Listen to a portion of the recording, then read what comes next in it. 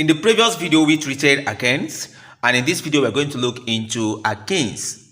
So I urge you to pay good attention in this video and make use of the information that you are going to receive in this video to increase your knowledge in chemistry. Remember, we are dealing with introduction to organic chemistry. I have a reason why I put it up always as the word introduction to organic chemistry. This is because this is a chemistry for the beginners, people in secondary school or high school. It is also helpful for people in year 1 and people in year 2 in universities. Today we're going to look into alkenes. Alkenes are said to be a group of organic compounds composing of only carbon and hydrogen with at least one double bond. If you check the previous work on alkane, we do not include the word at least one double bond. That means that alkenes are also hydrocarbons and they are not saturated, whereas that of alkenes are saturated. And they have at least one pi bond that is found in each of their molecule. They can be alicyclic or cyclic alkenes, just as we treated in our alkenes. If you have not watched the alkenes video, please make sure you watch that because it will help you to understand this part of this video. And for alkenes, we have a general formula for it.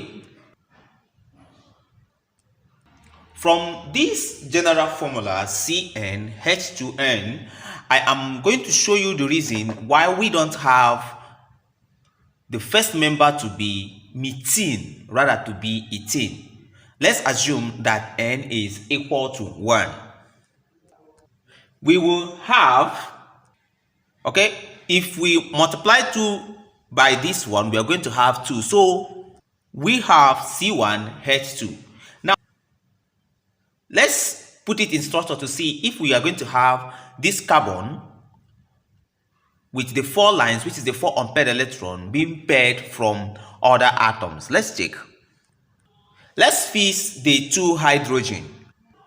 If you look at this carefully, you will notice that we have filled the 2 hydrogen here, but we couldn't be able to fix this. Remember that these are coming from the same atom.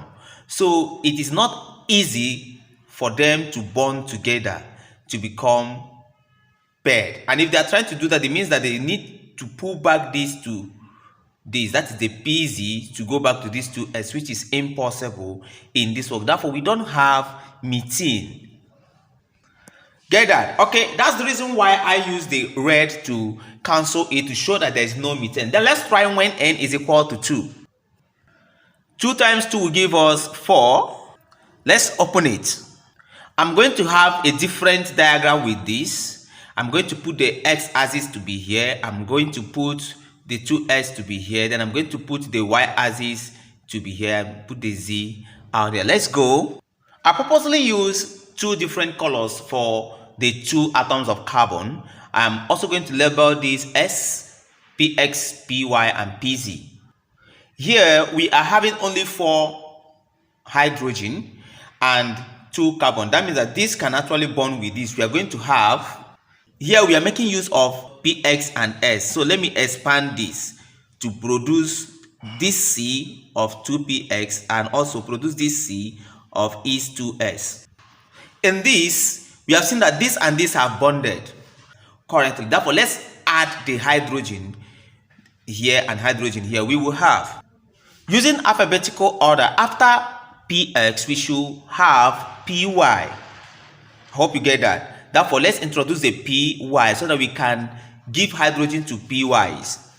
If you look at this, you will notice that we have actually shared all the hydrogen around the carbon. If you notice, we have made use of S, Px, and Py to have the connection carbon-carbon and carbon-hydrogen in all this. But carbon supposed to have 4 unpaired electrons. Therefore, I need to introduce another line here to represent the unpaired electron, but there is nothing to bond with that line. Therefore, since there is nothing to bond with that line, the lines are to overlap. They need to fall. They need to fall like this. They need to fall as, so we will have here This is what we call sigma bond, but this one that is trying to overlap because they are not bonding with any hydrogen, they are not bonding with a direct carbon. If you look at this, they are overlapping. They are not perfectly straight as this by this diagram.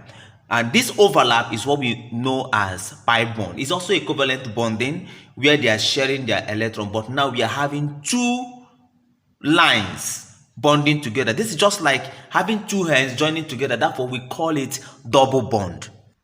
Look at this very, very carefully.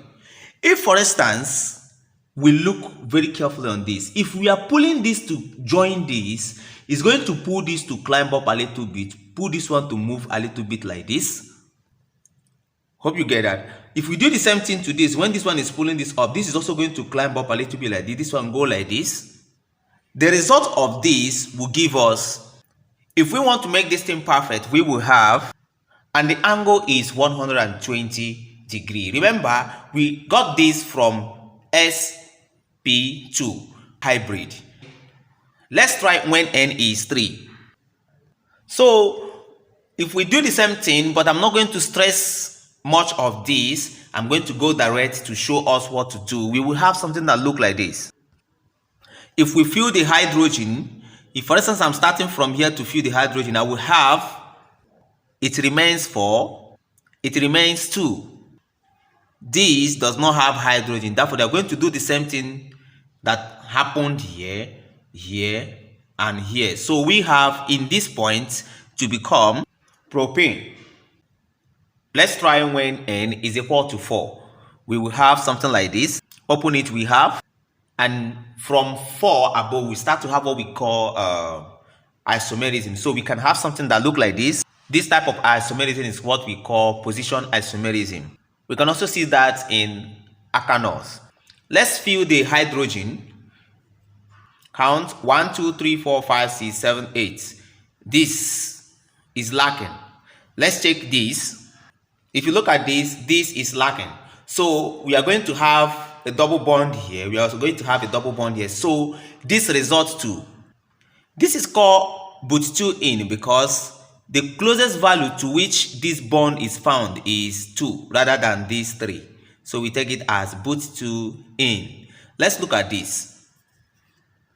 Although some people do insert the double bond sign here to make it easier for you, also here they insert the double bond to make it easier, but you be expected to be able to do it by yourself. Then we are going to call this but1 in because if we label this, we will have the place where this double bond occur is 1 or 4, but the lowest is 1, therefore we call it but1 in.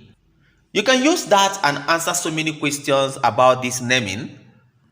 Okay, suggest accurately the number of carbon atom in alicyclic alkane that has only one double bond when the total number of hydrogen is 10 and when the total number of hydrogen is 14.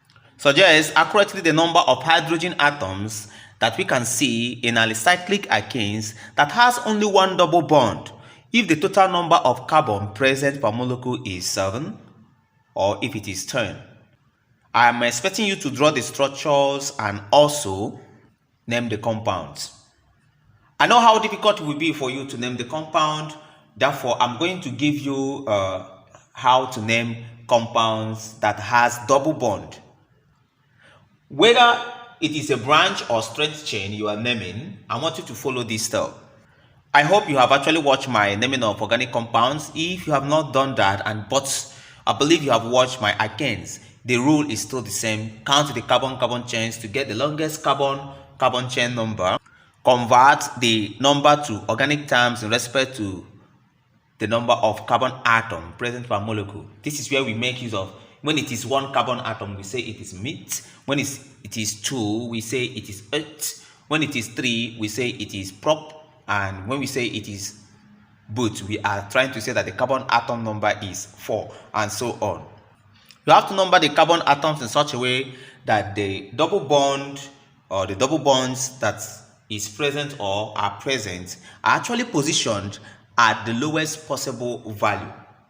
You understand this when we start to make use of this from the examples.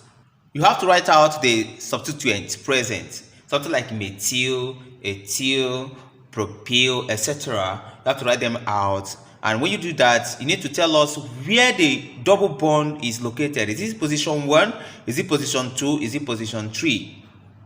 Name the compounds starting from the substituent. Arrange them in alphabetical order. Let's take example. Looking at these compounds, we are going to use it to learn how to name alkenes. So we pick the first one. Picking the first C we have, it is attaching to another C, and this C has 2 hydrogen up and down. Here it is attaching to another C, which is this, and this C is bonded to hydrogen atom, not 2 hydrogen atoms. So we have, according to this type of thing appears 2 times. So we have, and you know that carbon must have 4 unpaired electrons. That is being represented by 4 lines. So we have 1, 2, 3. 1 is missing. So we use this to connect this to make it complete. Hope you get that. So this will be attaching to this. Hope you get this. So we are having CH, CH in this place. See where the double bond is found. Now let's number this. From here to here, we are having the longest carbon atom to be 5. This 5 we are having here, okay? The type of bond that is present here is we have at least 1 double bond. Hope you get that. The position of this bond, if we count 1, 2, 1, 2, 3, it is 2. Then let's name this longest chain. 5 is pent. The name of bond that is present, since it is 1, we say in. If it is 2, we will say diene. So we are going to join this and this to have 2 in. The substituent, there is no substituent. So we are going to name this to be, combining this and this, we will have pent 2 in. Let's try the second question, this.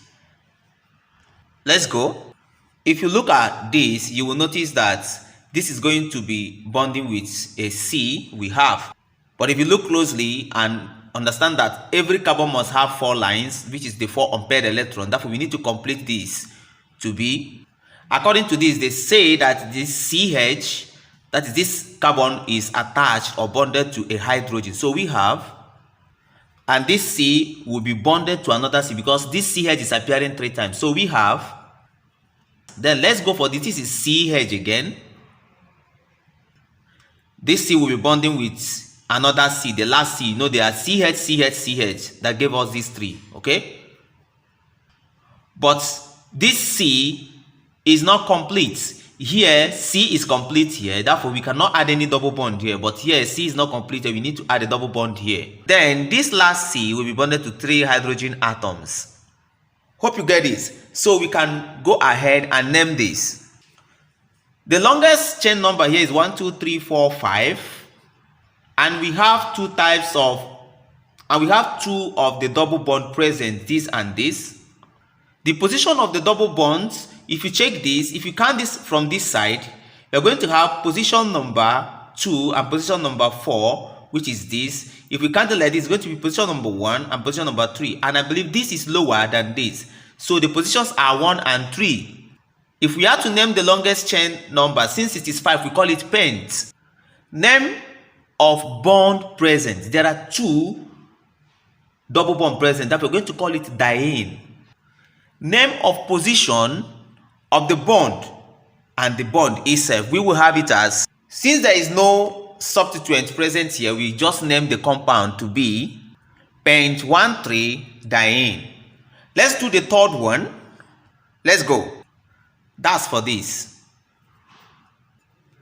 This C is bonded to a hydrogen and the methyl group here. This C is the one bonding with this because you see this is inserted in a bracket. So we have, but if you look at this, the carbon atom here is complete, but this one is not complete. Let's bond it with this carbon here. We will have, and according to this, there are CH3 up and CH3 down, we will have, but here we are having 1, 2, 3 lines, we're supposed to be 4. The same thing happens to 1, 2, 3, we're supposed to be 4. So this completes it. Let's number it.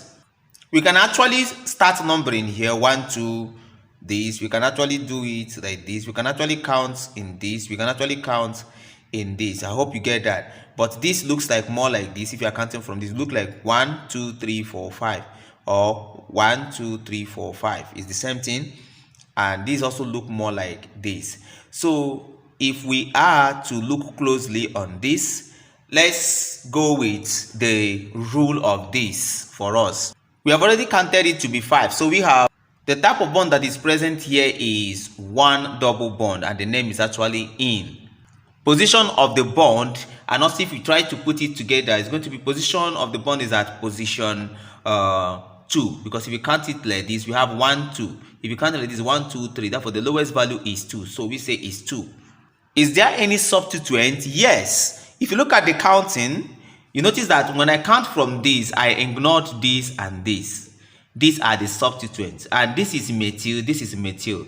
Since we are counting with this green value, this is methyl at position 2 and methyl at position 4. So we have, but these are joined together to be 2,4-dimethyl. And to name a compound, we start from the substituent. So we have 2,4-dimethyl pent2-ene. Hope you get that. Okay, I would like you to try these questions for me.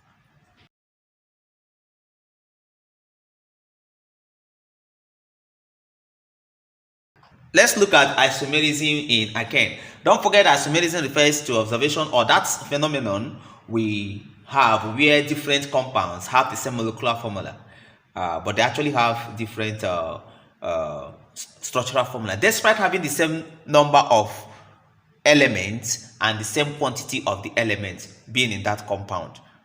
And in alkane, isomerism exists in 3 forms, where we have chain isomerism, position isomerism, and geometric isomerism. Please make sure you have watched my terminologies in organic chemistry so that you understand these chain isomerism, position isomerism, and geometric isomerism as seen in alkanes. I am going to use the carbon number of 5 to demonstrate the chain isomerism as seen in alkane. For alkane, C5H10 is very, very close to cyclopentane.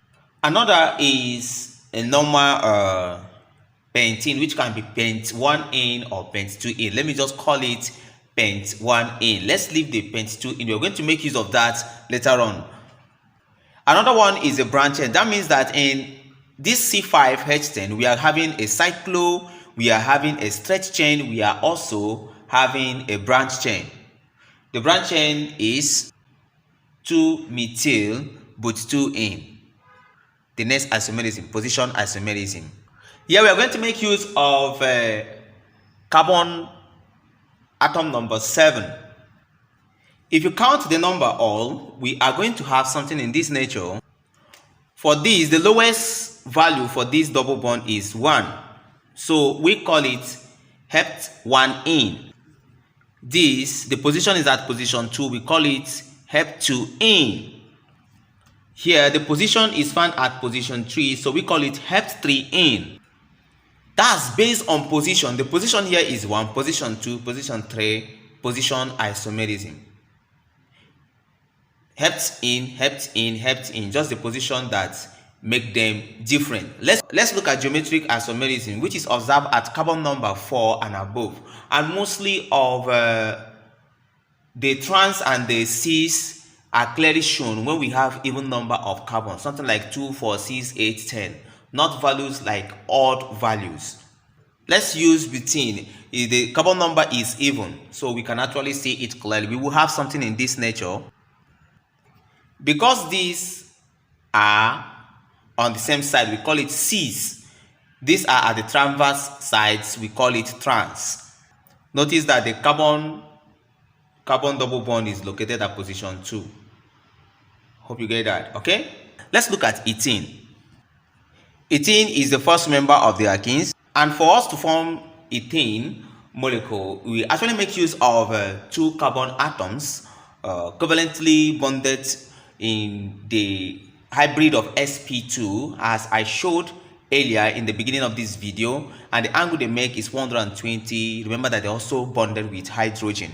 And for us to prepare ethene, we make use of tetraoxosulfate acid as a dehydrating agent, and we are trying to dehydrate ethanol to form ethene. Although the process goes in two stages. The first stage is actually dehydration of the water, and this will split into two. The gas will come out and we recover the tetraoxosulfate acid used in that equation, in that reaction. That is the reason why we believe that it is a dehydration reaction.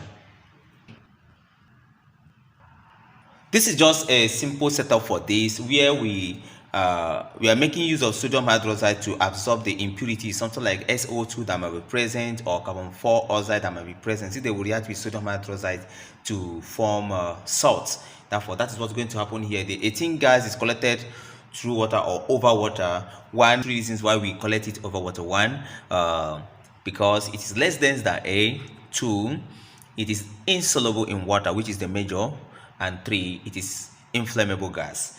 Okay, you should understand that. This empty apparatus is actually set up here so that when the reaction is over, this sodium by pressure will not be sucked back to this mixture, which we have fed the H2SO4. You know, sodium hydroxide will react with this. Therefore, rather than it to go inside here, it will just stay here. That is why the empty vessel is placed there, and you can see the equation of the reaction.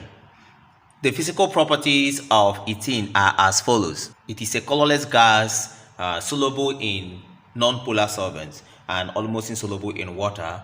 The density compared to air is that it is slightly less dense than air. That of air is 14.4, but its own is 14. The odor, it has a faint sweet smell. And if you look at the melting and boiling point, they are all very, very low. Being very, very low because it is a covalent compound, and the covalent compound will always have a lower boiling point. Not just being a covalent compound, because water is also a covalent compound, but here it is a non-polar covalent compound. That is why it should be low. Let's look at the chemical properties of ethene. For ethene, by combustion, it burns with a sooty flame. What I mean by sooty flame is that it's going to be luminous. You can see the flame coming out. Most times we say it is orange in color. We can see something that looks like that. And this is going to be exothermic reaction. Remember that all combustion reaction is exothermic reaction. The next reaction that this ethene participate is in addition reactions. In this addition reaction, we have reaction with halogens, reaction with hydrogen, reaction with halides of hydrogen, and also reaction with oxygen. It will change from being ethene to ethane. Reaction with hydrogen. This reaction is actually made use in production of margarine. That is the idea of this. The concept of this reaction is actually make use. Nickel is serving as a catalyst, and when you use that in oil, we convert oil to margarine. That is what we do there. Here we are going to make use of Marconi-Cox rule here, where the hydrogen is going to be attacking the carbon with higher hydrogen content in the double bond of unsymmetrical alkenes. That is what we're going to do here. So we have, this is for ethene, but if for instance we actually apply this for something like propene 1, or normal propane, which is unsymmetrical, we will have a different answer here. This carbon that has the higher hydrogen will be attacked by this hydrogen, whereas this will going to attack this carbon. So we have 2 chloropropane rather than giving us 1 chloropropane. That means that this chlorine cannot be here. If we have this type of equation, the chlorine cannot be here, rather it will be in the middle because of Marconi-Cox rule. But this is just normal chloroethane. But whenever we have it as, if you look at this, it's unsymmetrical. This is 2, this is 1. But this one, it is symmetrical. They have equal balance of hydrogen, but this one is not the same. That is what we mean by unsymmetrical. It forms epoxyethane. Another property of ethane is the polymerization. Okay, in this polymerization, ethene is converted to polyethylene, and this polyethylene is normally used in making of many plastic materials. This is the equation of the reaction. We use it in hastening of green fruits, raw material for plastic industries, and it's also used in making other chemicals like ethanol, ethanoic acid, epoxyethane, and it is very, very important. That is why in a large quantity, if we want to get it in large quantity, we can use cracking of alkenes. Thank you very much for watching this video to this extent. I actually appreciate you for your patience and moving with me from the beginning to this point. Don't forget to subscribe, don't forget to click the notification bell, and don't forget to share, comment, and like, and help me to be relevant on YouTube platform. I wish you good luck.